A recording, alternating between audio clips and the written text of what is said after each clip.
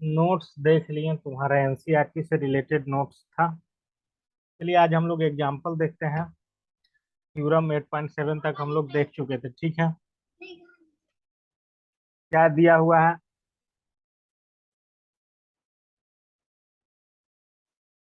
Show that each angle of rectangle is right angle. मतलब हम लोग एक्चुअल में जानते हैं कि रेक्टेंगल का जो एंगल होता है चारों, वो 90-90 का होता है। लेकिन इसमें क्या बोल रहा है कि आप शो कीजिए कि रेक्टेंगल का जो एंगल होता है वो 90-90 का होता है। ये एक प्रकार का रेक्टेंगल है, ठीक है ना। क्या किया कि ए को 90 मान लिया, तो शो करना है क्या कि बी भी 90 है, सी भी 90 है और डी भी 90 है, ठीक है। We have A D is parallel to B C. Given में दिया हुआ है ए डी पैरेलल है बी सी के, और A B is transversal line. ये दोनों पैरेलल लाइन को ये वाला लाइन कट मार रहा है, ठीक है। ठीक है ना। ये वाला लाइन को ये वाला, इसको थोड़ा सा और आगे तक हम लोग बढ़ाते हैं, ठीक है। इसको भी थोड़ा और आगे बढ़ा दीजिए। ए बी, ठीक है।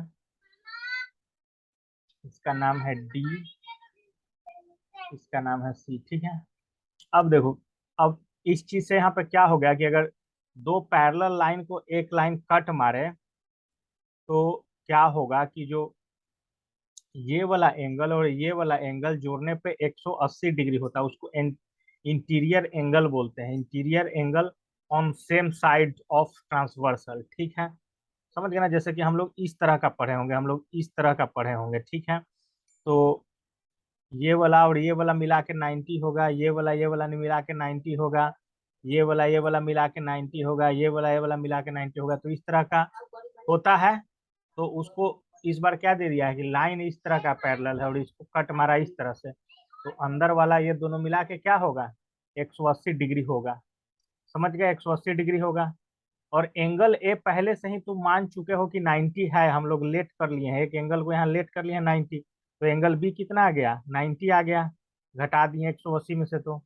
और उसी तरह से देख लीजिए यहाँ पे कि अगर दो लाइन को एक लाइन यहाँ से कट मारता था, तो ये वाला एंगल इसके ये वाला एंगल के बराबर होता है, ये वाला एंगल इसके ये वाला एंगल के बराबर होता है, ठीक है ना। इस तरह का होता है। लेकिन एक्चुअल में आप ये देख लो, इधर वाला एंगल भी इधर वाले एंगल के बराबर होता है और इधर वाला एंगल इधर वाले एंगल के बराबर होता है। तो उसी तरह से ये दोनों पैरेलल लाइन है और इसको ये वाला कट मारा है, कट मार दिया ना ये वाला लाइन। तो एक्चुअल में क्या हो जाएगा कि ये वाला एंगल इसके बराबर हो जाएगा, इसके बराबर हो जाएगा। यहाँ पे भी मान लो कि एक लाइन इस तरह से कट मारता है तो इसके बराबर हो जाता है, और ये वाला एंगल इसके बराबर हो जाएगा। समझे कि नहीं? ये चीज समझ गए, एक चीज ये समझ गए तो पूरा चीज समझ में आ जाएगा। ए प्लस बी 180 डिग्री होता है, एक को हम लोग 90 मान चुके हैं, तो बी 90 निकल गया। और बी 90 निकल गया तो एंगल सी एंगल ए के बराबर और एंगल डी एंगल बी के बराबर, अपोजिट एंगल ऑफ पैरेललोग्राम। समझ गए। तो सी और डी भी 90-90 आ गया, तो चारों प्रूव हो गया कि कैसे 360 डिग्री हो गए angle A plus B plus C plus D मिला के। समझ गया। तो इसको बढ़िया से एग्जाम्पल 1 को बनाइए, तो एकदम बेसिक है, कुछ ज्यादा करना नहीं है, एकदम बेसिक है, क्योंकि इसमें ज्यादा प्रूव करने वाला ही क्वेश्चन आएगा बस।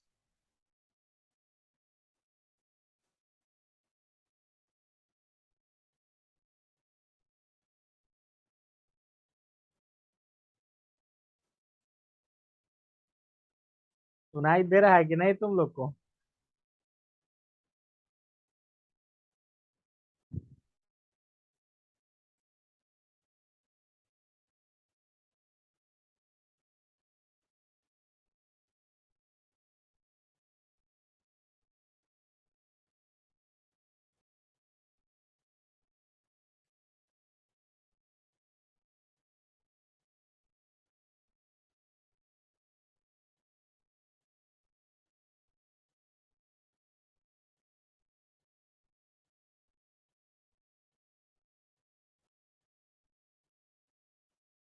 चलो, तो ये वाला हो जाएगा तो आगे बढ़ते हैं हम लोग। 20-20 में बोल रहा है कि री स्टार्ट मारेगा, तो ठीक है, री स्टार्ट भी मारेगा तो हम फिर से ज्वाइन कराएंगे 5 मिनट के बाद, अगर ये स्टार्ट ही अपने आप लेने लगेगा 15 मिनट के बाद, तब तक हम लोग आगे बढ़ते चलते हैं।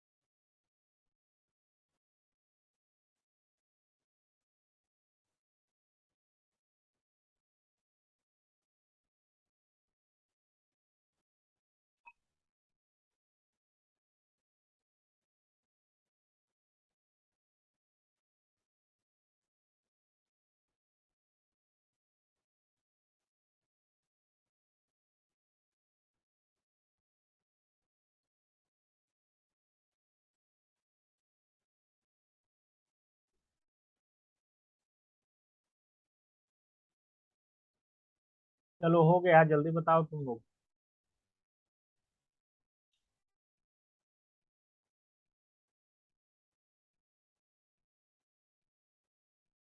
समझ के बनाना, कोई दिक्कत नहीं, एक दिन में 5-5 को भी बनाओगे तो 1 सप्ताह का मान के चल ही रहे हैं तो।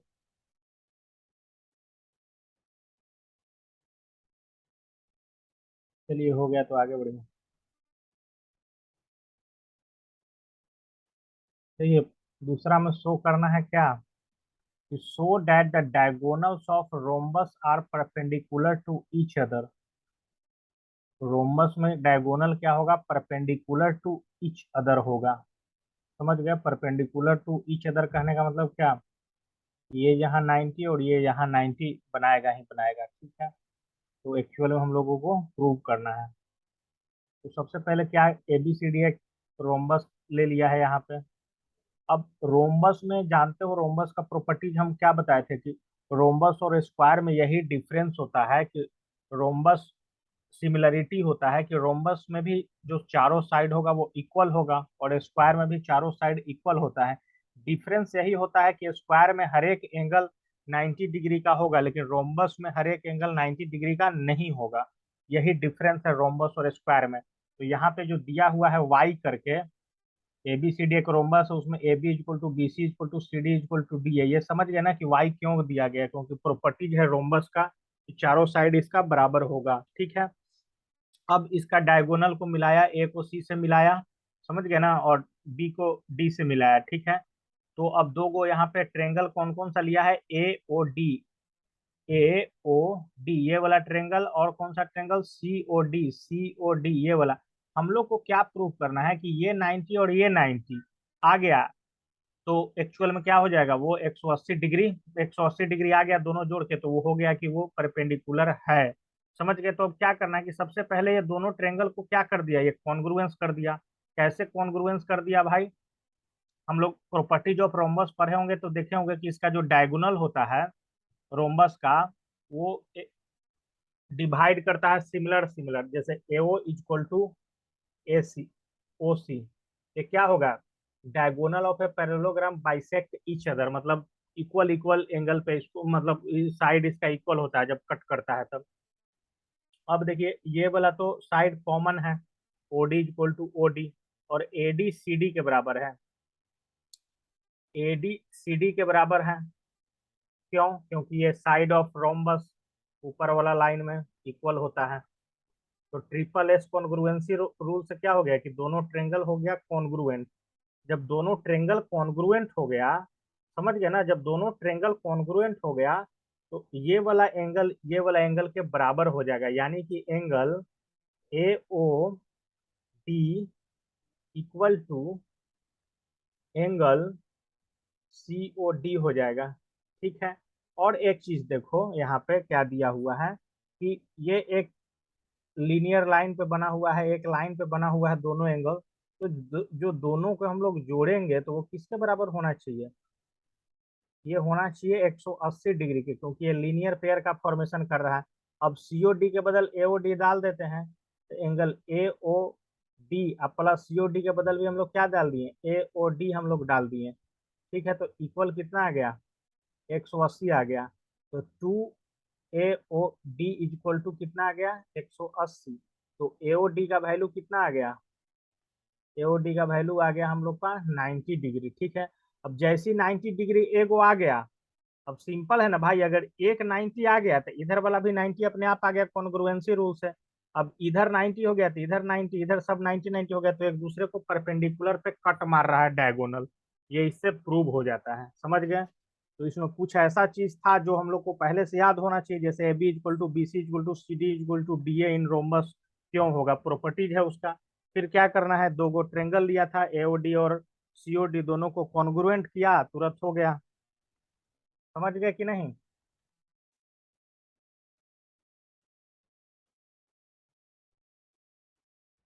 ए ओ बी, देखो इधर वाला भी लेके चल सकते हो, ए ओ बी, और ये सी ओ बी भी लेके चल सकते हो, इसमें कोई दिक्कत नहीं है, लेकिन इसमें ये दोनों को लेके चला है बस। इसको भी बनाइए आप लोग जल्दी।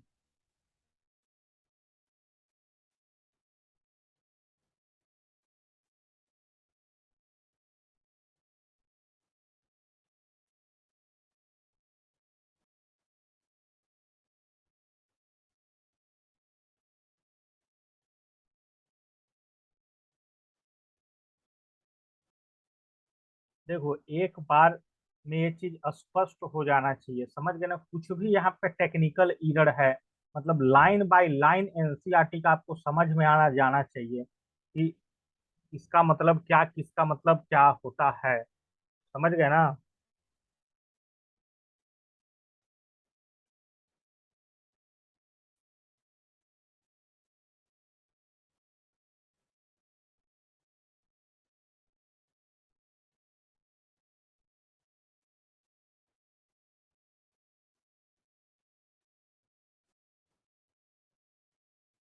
एग्जाम में ये चीज नहीं आएगा।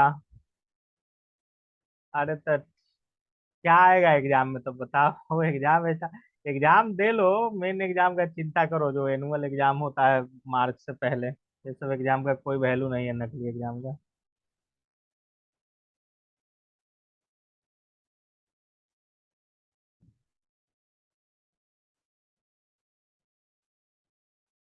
ब्रेन के डेवलपमेंट के लिए सब पढ़ाई करो, समझ में आ जाना चाहिए, एग्जाम के चक्कर में नहीं रहना चाहिए, नहीं तो मेरे तरफ बेरोजगारी हो जाएगा।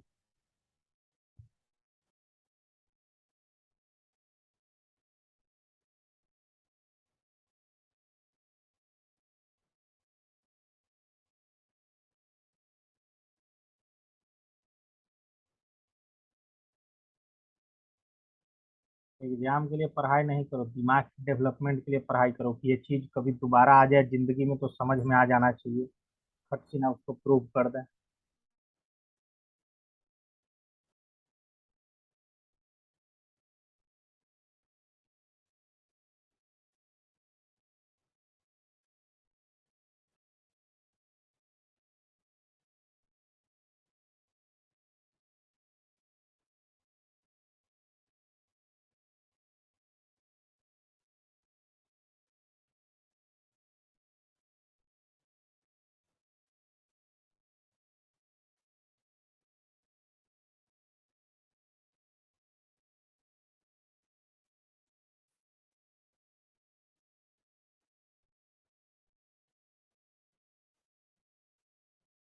चलिए अब कुछ इसका एक्सरसाइज का क्वेश्चन हम लोग करते हैं।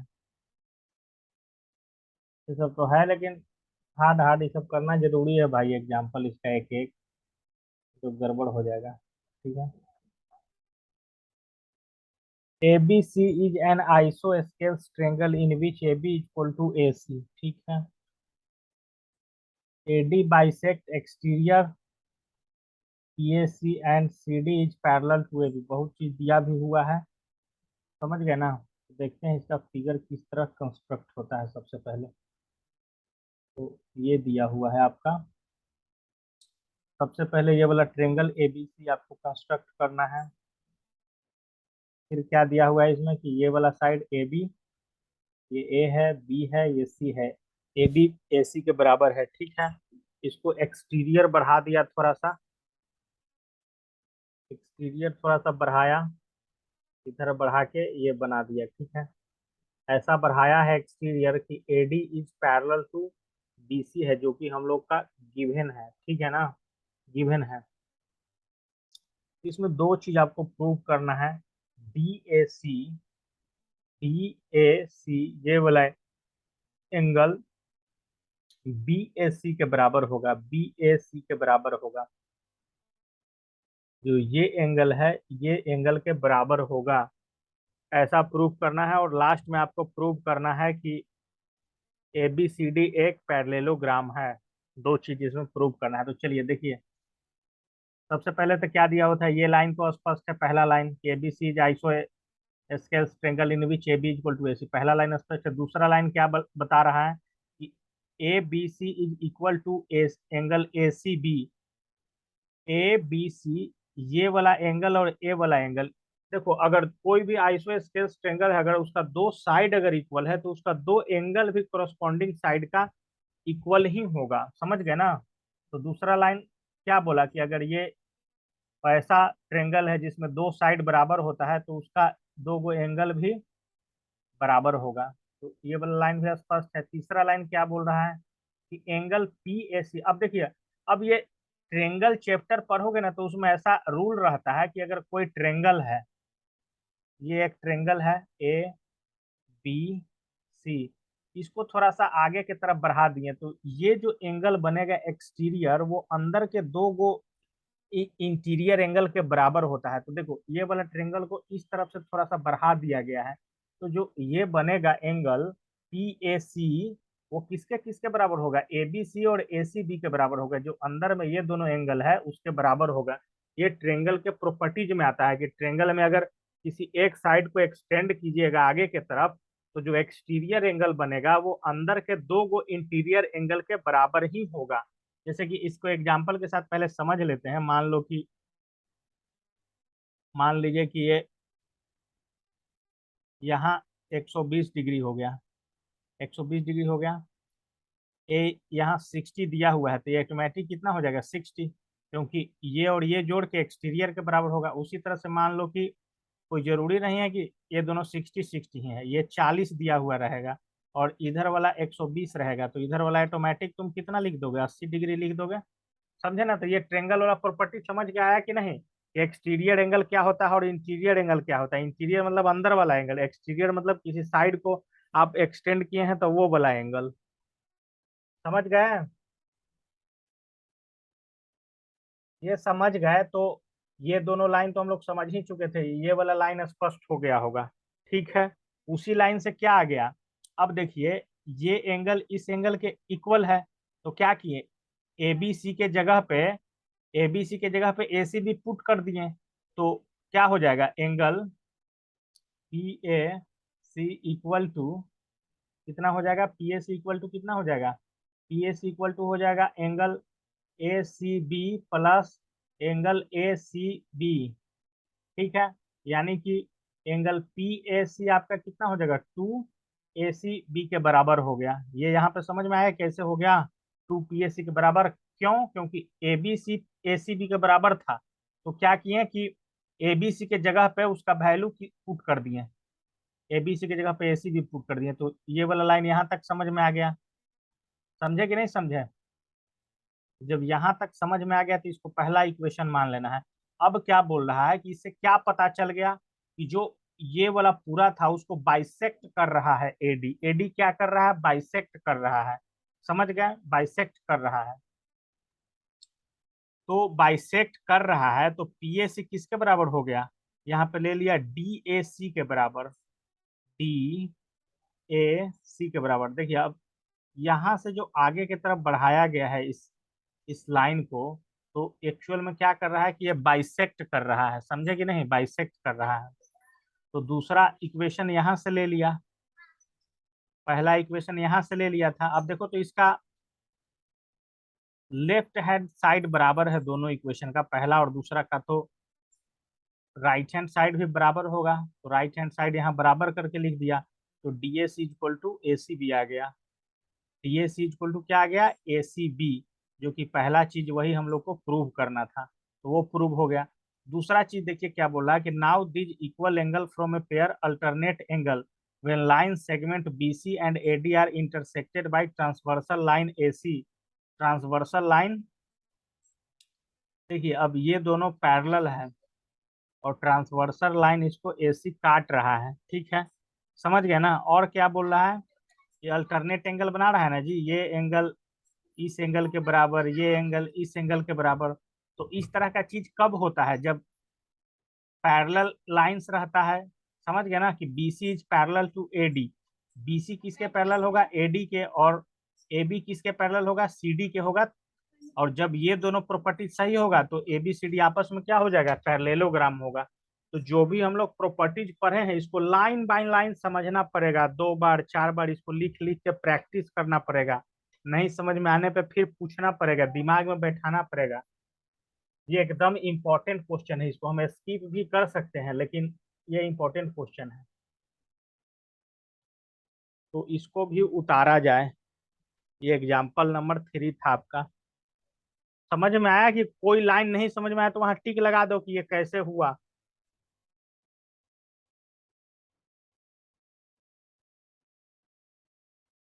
ये मैथ टाइप से नहीं है कि आंसर लगा दिए कि 40 आया आंसर भाई।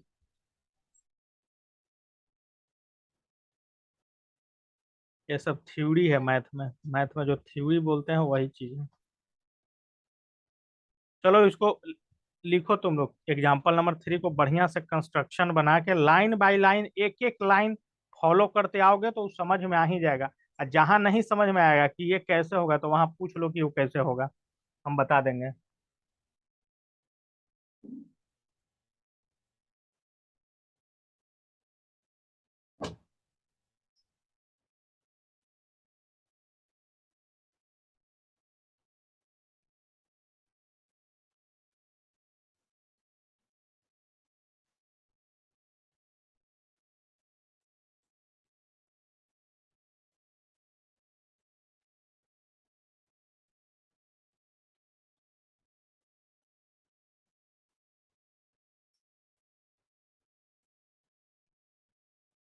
कोई बोल नहीं रहा है जी, मैसेज समझ में आया कि नहीं समझ में आया।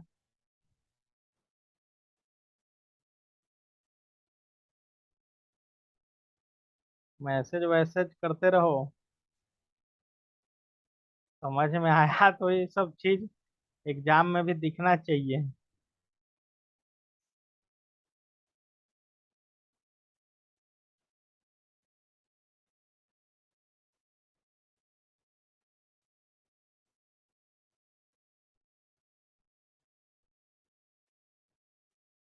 शिवम तो एक बार पढ़ चुका है फिर भी हार्ड लग रहा होगा, कंफ्यूजन रहता है। लेकिन इसको बार बार प्रैक्टिस करते रहोगे ना तो बन जाएगा। इसको मतलब क्या है, तो डायरेक्ट रटना होता है और क्या। इसको लिख लिख के एक क्वेश्चन को 5 5 बार प्रैक्टिस करोगे हो जाएगा। प्रूव करने वाला का तो वैसा ही करना पड़ेगा भाई तुम लोग को, इसका कोई फार्मूला नहीं है शॉर्ट ट्रिक। ये ऐसे ही बनेगा तो बनेगा बस, और स्टेप बाय स्टेप बनेगा इसी तरह जैसे इसमें लिखा हुआ है।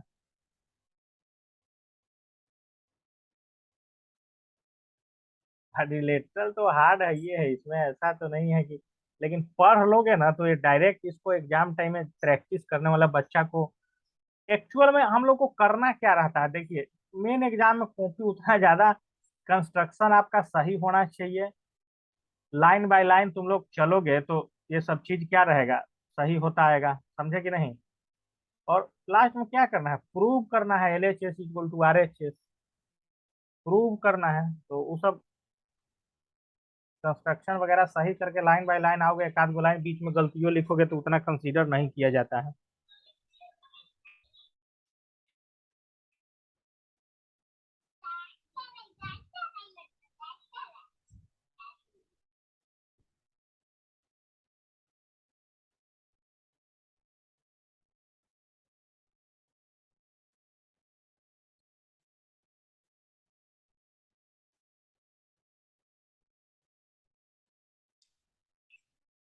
ये सब तो कोई पढ़ना भी नहीं चाहता है, बच्चा जल्दी सोचता है कि सब चैप्टर खत्म हो भाई।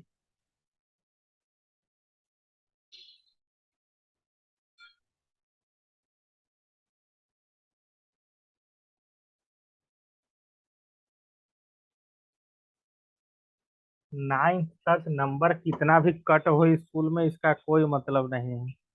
जो 10th में होगा ओरिजिनल एग्जाम, दूसरे स्कूल में जाके वो ओरिजिनल एग्जाम होगा। इस कारण कॉन्फिडेंस रखिए, बनाइए, राइटिंग वाइटिंग सुधारिए। 10th से पहले प्रैक्टिस करिए क्वेश्चन को लिख लिख के। यही ट्रिक्स है। 100 में 100 लाइए, एकदम 100 में 100। इतना ना प्रैक्टिस कर जाओ रट रट के कि एकदम 100 में 100, एकदम एक भी नहीं छूटना चाहिए।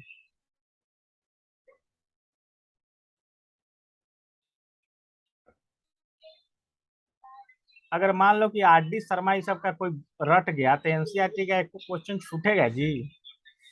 एक क्वेश्चन भी? चलो आगे अब बढ़ते हैं हम। ये अभी नहीं बनाए हो?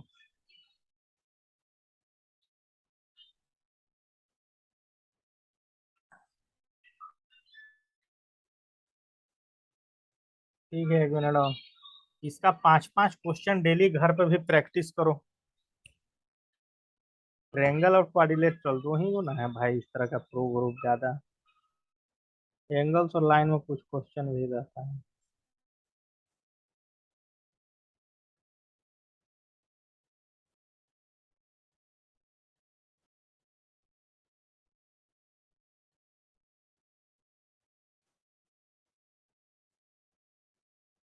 चलिए हो गया तो आगे बढ़िए।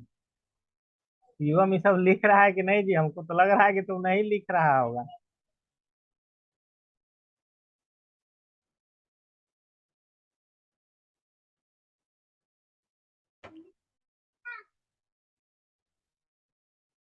Two parallel line L and M intersected by transversal P।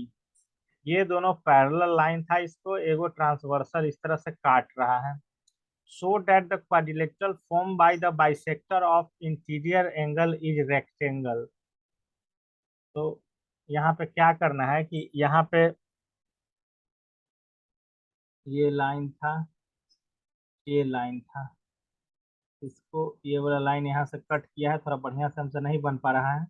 तो बाइसेक्टर क्या आया है? Bisector of interior angle. तो इंटीरियर एंगल यही सब है ना अंदर वाला। इसका बाइसेक्टर यानी कि इसका हाफ से लेके और एक क्या करना है, आपको पहले तक कंस्ट्रक्शन डिजाइन करना है, कंस्ट्रक्शन डिजाइन करना है, एक रेक्टेंगल डिजाइन करना है, ठीक है? तो फिगर पहले समझ में आया कि नहीं कि एक्चुअल में ये बोलना क्या चाहता है? बोलना कुछ नहीं चाहता है। ऐसे ऐसे दो गो पैरेलल लाइन था, ठीक है? ओहो, ये लाइन था, एक लाइन इसको ऐसे कट किया। तो इसका इंटीरियर एंगल ये वाला हुआ, तो इसका आधा आधा पर से क्या करना है, एक इस तरह का आपको कंस्ट्रक्शन करना है आपको, रेक्टेंगल का। बस, कुछ ज्यादा अंदर है नहीं। रेक्टेंगल का नाम है ए, बी, सी और डी। लाइन का नाम क्या था? लाइन का नाम था, एक का नाम एल था, एक का नाम एन था। ये पी वाला काट कर रहा था, इसको भी दे देते हैं थोड़ा सा नोमेनक्लेचर। इसको ले लिया है पी और एस, इसको ले लिया है क्यू और आर, और इसको ले लिया है सी और एफ। वहीं गया। तो पहले कंस्ट्रक्शन इसका समझ में आया कि नहीं कि एक्चुअल में ये क्वेश्चन बोल क्या रहा था? ये फिगर 8.15 समझ में आया कि हो क्या रहा है यहाँ पे?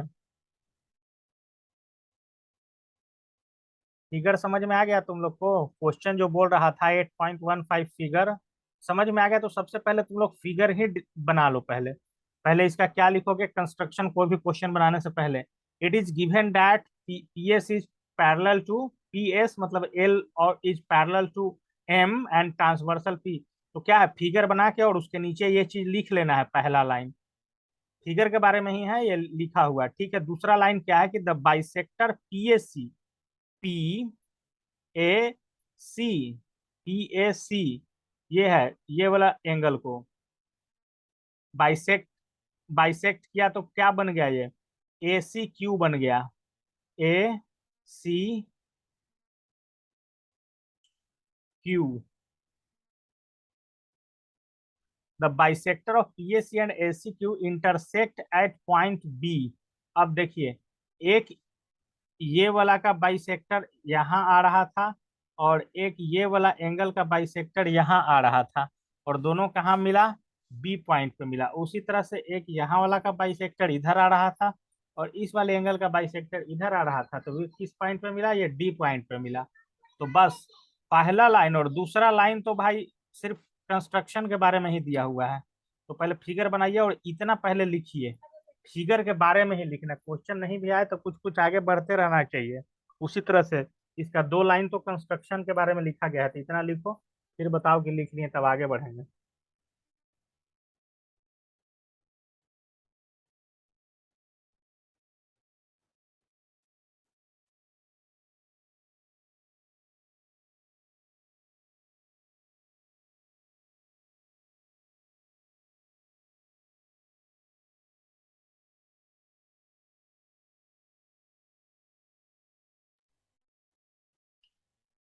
नहीं समझ में आया, एक बार और समझा दें कंस्ट्रक्शन इसका।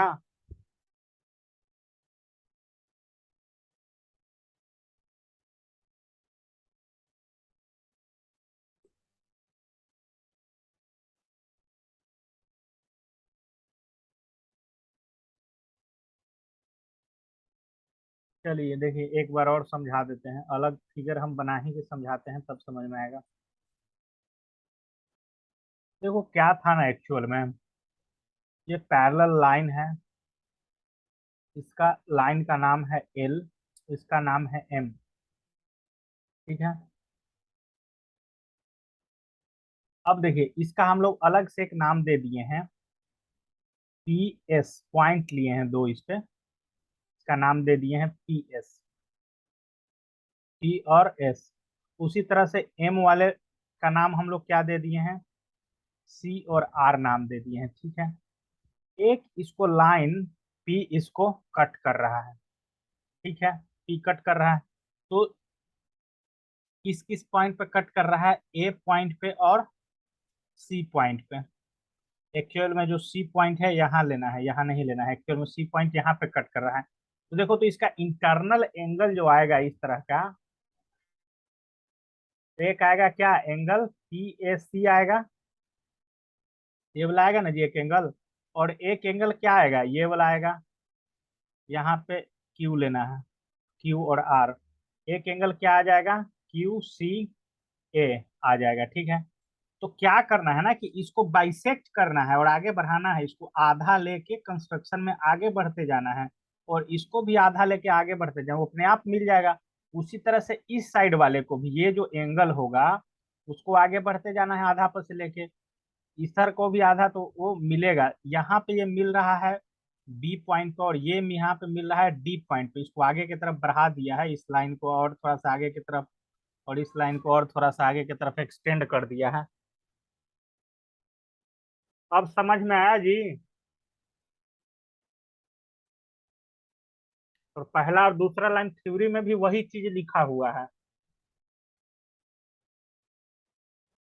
जो इसका फिगर दिया हुआ है वही डिजाइन करो, और ये दोनों लाइन कंस्ट्रक्शन के बारे में ही है, लिखो।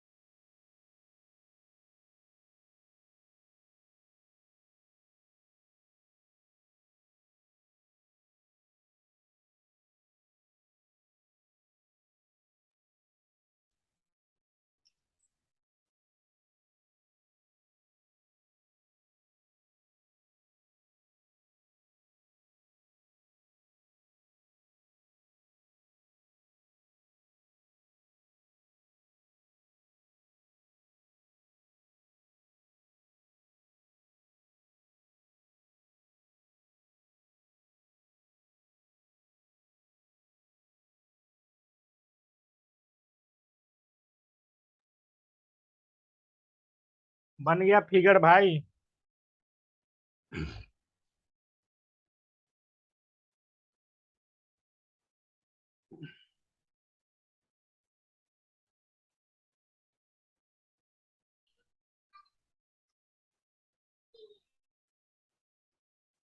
अब इसमें क्या बोल रहा है कि we are show that the quadrilateral A B C D is a rectangle. हम लोग को प्रूव करना है कि एबीसीडी एक रेक्टेंगल है, ठीक है। तो सबसे पहले क्या दिया हुआ है कि P A C is equal to A C R. P A C पूरा angle equal to A C R. A C simple है ना, इस तरफ वाला पूरा किसके बराबर होगा, इस तरफ वाला पूरा के बराबर होगा, ठीक है ना। इधर का जो हम लोग ऐसे ले रहे थे, ये ले रहे थे, तो ये वाला एंगल पूरा इस वाले एंगल का बराबर होगा ना। तो अगर इसका भी हाफ करेंगे और इसका भी हाफ करेंगे तो इसका जो अंदर वाला हाफवा होगा वो भी इसके बराबर होगा। वही चीज यहाँ दिया हुआ है कि पहला कंडीशन में P S C A C are के बराबर, और दूसरा कंडीशन में उसका हाफ भी बराबर होगा। समझे कि नहीं। नेक्स्ट आगे बढ़िए।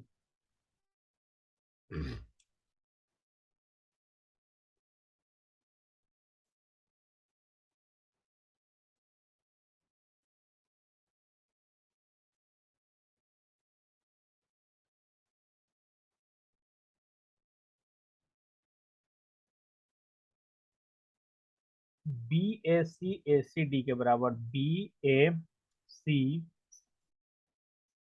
ये वाला ए सी डी के बराबर, ए सी डी मतलब उसका हाफ वाला भी बराबर होगा अंदर वाला, ठीक है, बिल्कुल सही जवाब।